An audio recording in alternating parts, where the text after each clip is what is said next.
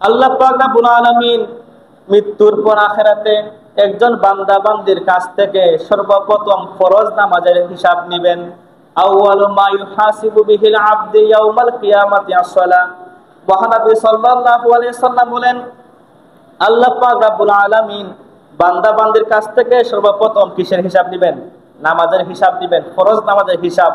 এই ফরজ নামাজের মধ্যে যাদের ঘাটতি দেখা দিবে, আল্লাহ পাক রব্বুল আলামিন দেখবেন তাদের আমলনামার মধ্যে সুন্নত বা নফল নামাজ আছে কিনা, সুন্নত, নফল বা অতিরিক্ত কোনো ইবাদত আছে কিনা, এই সমস্ত কিছু আপনি আল্লাহ পাক রব্বুল আলামিন ফেরেশতাদেরকে বলবেন তাদের এই সমস্ত নফল আমলকে তোমরা ফরজ করে আমলনামায় ঢুকিয়ে দাও। সুবহানাল্লাহ।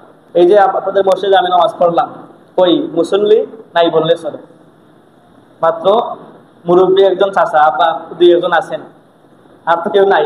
অথচ আশেপাশে দেখা যায় অনেক ঘর বাড়ি আছে, দেখবেন কোনো ঝগড়া লাগলে রাস্তা ভর্তি মানুষ, বা কোনো কেউ যদি চিৎকার মারে, কোনো ঝগড়া লাগে, দেখবেন মানুষের ঢল নেমে যাবে। কিন্তু মসজিদে আজান হয়, মানুষ ঘর থেকে বের করতে চায় না। এই বিষয়ে মহানবী হাদিসে বলেছেন যে যারা আজান শোনার পরও ঘর থেকে বের হয়ে মসজিদে আসে না, আমার ইচ্ছা হয় এদের ঘর বাড়ি আগুন দিয়ে জ্বালিয়ে দিই, নাউজুবিল্লাহ।